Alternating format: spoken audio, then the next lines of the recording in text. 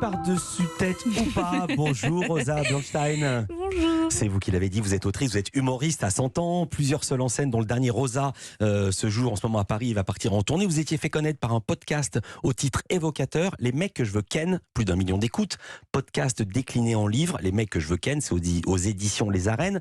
Et là, votre actualité, c'est cette émission orgasmique avec un cul à la fin sur Teva à partir de ce soir à 21h, puis ce sera tous les mardis à 23h, un cul à la fin. Mais ce n'est pas une émission d'humour, c'est un talk show autour du sexe, joyeux et sans gêne, dites-vous, et féminin, ça c'est moi qui l'ajoute. Expliquez, racontez. Voilà, c'est une émission sur la sexualité qui sera très didactique et légère et qui permet de décomplexer des sujets encore tabous. Et même si c'est pas une émission d'humour, le but c'était que je puisse porter ma touche humoristique, afin de dédramatiser et de dire les mots, quoi. Alors j'ai vu l'émission, j'ai vu la première qui va passer ce soir à 21h. C'est pas court, c'est pas une petite pastille, ça dure 1h30. Vous n'êtes pas seul, racontez le dispositif. Il y a 2 sexpertes avec vous, 2 Charline. 2 Charline, voilà. Le hasard. Mais Charline, 2 sexpertes. Alors il y a Charline Gaillot qui est sage-femme et Charline Vermont qui est sexothérapeute et qui sont toutes les deux aussi influenceuses présentes sur les réseaux sociaux, sur Instagram avec leur compte Orgasme et moi et Charline Sage-Femme. Le thème de ce soir est celui-ci. Doit-on jouir pour être heureux? En préambule, vous donnez 2 chiffres. Une femme sur 4 déclare ne pas avoir joui lors de son dernier rapport sexuel.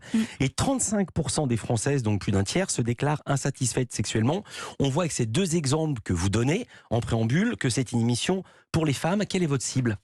Ah bah oui, les femmes. Enfin, là, c'est vraiment le plaisir des femmes qui est au centre et de penser pour soi-même. Je pense que pendant longtemps, les femmes ont abordé la sexualité avec les magazines un peu du point de vue de comment être un bon coup pour faire plaisir à son conjoint, pour qu'il reste, pour qu'il soit excité, pour qu'il ne trompe pas. Là, c'est se faire plaisir à soi, en fait. L'injonction a disparu. L'injonction au bonheur, l'injonction à l'orgasme a disparu quand même. Il y a quand même pas mal d'injonctions. Justement, Orgasmique, c'est une émission sur la sexualité, mais ça ne dit pas aux Françaises il faut que vous fassiez l'amour du matin au soir. Le but, c'est de se connaître. Pourquoi vous êtes intéressé à cette matière? Parce que c'est Teva qui est venu vous chercher, mais il y avait un terreau fertile, si j'ose dire. Mais oui, mais je pense que déjà depuis toujours, je crois que quand j'étais enfant, dire Zizi Zezette, ça m'amusait énormément. J'ai eu une éducation très libre là-dessus. Ma mère était féministe, elle m'a donné mes premières capotes à 13 ans, en me disant amuse-toi mais protège-toi. C'était pas, justement, pour moi, c'était quelque chose de positif, la sexualité.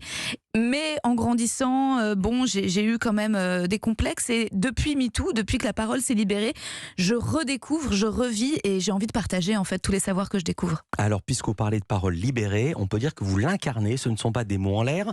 Vous allez très loin dans les confidences personnelles. Au cours de l'émission, il est question à un moment donné de masturbation et du rapport, je suis obligé d'être précis sinon on ne comprend pas, du rapport clitoris-vagin, ça même plus précisément. Vous parlez du gland du clitoris. On va vous écouter répondre le plus naturellement du monde à une question très intime de la sexothérapeute. D'ailleurs, je ne sais pas si vous arrivez à l'orgasme par seule stimulation du gland du clito. Oui, moi c'est juste ça, juste stimulation externe. Et si j'essaye de me stimuler l'entrée du vagin, ça me déconcentre. D'accord, ok. Trop d'infos. Ouais, exactement. Non, pas trop d'infos. Les infos nécessaires. Ouais. Pourquoi cette totale transparence?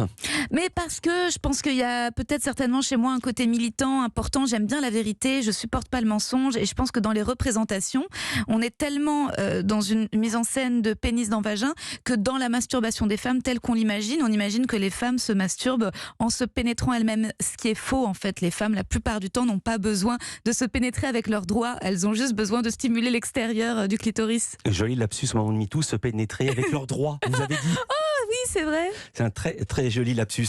Le sens de ma question, je l'ai mal posé, en fait. C'est pas une question technique sexuelle. C'est, pardon de ce préambule, la vie privée est privée, la vie publique est publique. Pourquoi raconter publiquement quelque chose de très privé? C'était ça le sens de ma question. Parce que l'intime est politique. Et que, en fait, quand on parle d'amour, on parle de sexualité, que de parler de sexualité, en fait, ça raconte quelque chose du rapport des hommes et des femmes, ça raconte quelque chose des inégalités, qu'il y a un gap orgasmique et qu'il se joue quelque chose de l'émancipation aussi des femmes là-dessus. Et donc, pour moi, c'est en témoignant, je raconte ma vérité et dans l'espoir qu'elle touche et qu'en fait, je crois qu'il y a tellement de tabous et il y a aussi tellement de personnes qui n'osent pas dire ou qui n'osent pas révéler leur souffrance, que je me fais une mission un peu de dire, écoutez, voilà, moi ça je sais pas, ça je connais pas, ça j'y arrive pas. On parle pendant l'émission à un moment de la zone G. Moi je ne la connais pas, ma zone G, je ne l'ai pas encore rencontrée, je ne sais pas. Et je me dis, peut-être que si j'ose le dire, j'ai espoir que ça fasse écho et qu'une femme qui m'écoute se dise, moi aussi, et qu'elle se sente un peu plus normale et qu'on soit toutes ensemble. Quel retour vous avez sur les réseaux sociaux? Parce que souvent les humoristes disent, il y a des choses qu'on peut dire dans un spectacle, parce que les gens se sont déplacés, ont payé leur place, qu'on ne peut pas dire à la télévision, parce que là c'est l'inverse, c'est gratuit, et c'est nous qui nous déplaçons dans le salon ou la chambre à coucher ou la cuisine des gens.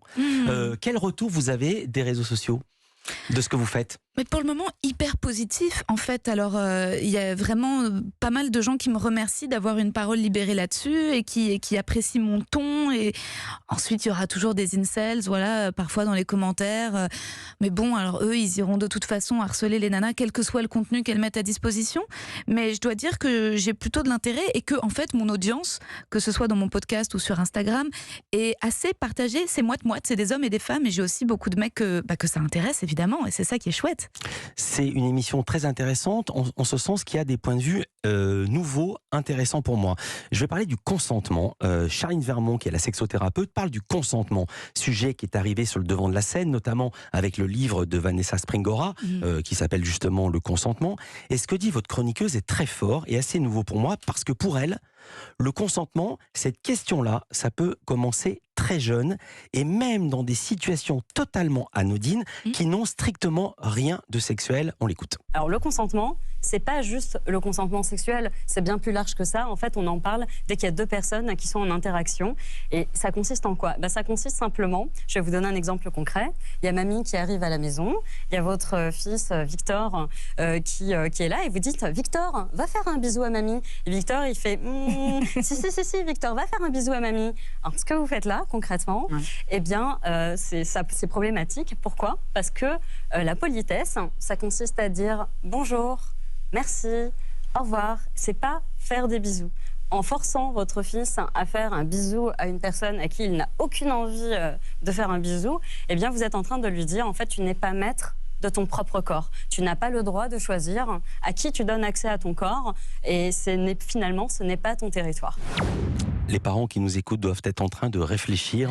On vous a forcé à faire des bisous quand vous étiez petite à une vieille tante ou un vieil oncle? Bien sûr, il y avait cet oncle baveux à qui on devait aller faire un bisou et je me souviens, au moment à chaque fois, lui, il dérapait un petit peu et il arrivait un peu en se maquant le rebord de la bouche. Ouais, c'était un peu dégoûtant.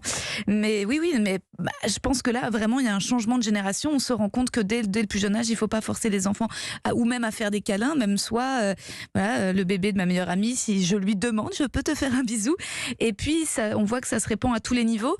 Et c'est vrai que moi, je trouve ça chouette dans la sexualité. Au tout début, quand le concept du consentement est arrivé et qu'on s'est dit, OK, il faut l'appliquer au lit, j'avais un petit côté... un peu réac, où je me disais, mais ça va briser la spontanéité. Moi, j'aime pas forcément parler, puis j'aime bien quand ça va de soi, c'est fluide. J'ai changé. En fait, j'ai évolué là-dessus. Je me suis rendu compte que, en fait, c'était cool, c'était agréable. Et que je suis très surprise si jamais je rencontre un mec et qu'on est au lit et qui me dit, est-ce que je peux, et qui me demande délicatement, pas l'autorisation, mais qui me propose et qui met des mots, enfin, qui me demande le consentement. Je trouve ça sexy aujourd'hui. Ça sera le mot de la fin. Sexy. On vient de me dire fin dans l'oreillette. On aurait pu continuer. Comme disait Antoine Decaune, pas de chute après la chute. Donc, je rappelle, cette émission Orgasmique, c'est sur Téva ce soir à partir de 21h, puis tous les mardis à 23h. Il y a aussi votre podcast, il y a le livre et le spectacle Rosa, c'est à la Nouvelle Scène, c'est bien ça? Oui, le exactement. vendredi et le samedi, et ça partira ensuite en tournée. Merci beaucoup, Rosa Bernstein, d'avoir été avec nous en direct avec cette franchise. Culture Média, ça continue évidemment sur Europe 1 après les infos de 10h. On va parler d'amour. Notre invité, c'est le romancier Yann Kefelec. Son dernier roman, 8 ans qu'il n'avait pas écrit de fiction. Ça nous entraîne dans les Cévennes et ça s'appelle D'où vient l'amour? Mais lui, il sait, il n'y a pas de point d'interrogation. On lui demandera pourquoi. Et puis dans les indispensables gastronomie, mais non pas avec Laurent Mariotte, mais Héloïse Goua, Stéphanie Loire sera là avec plein de nouveautés musicales. Et puis un indispensable surprise avec une exposition extraordinaire. Il a tenu à nous en parler. Je n'oublie pas Jean-Luc Lemoyne et sa session de rattrapage. Quelle heure nous arrive? À tout de suite sur Europe 1.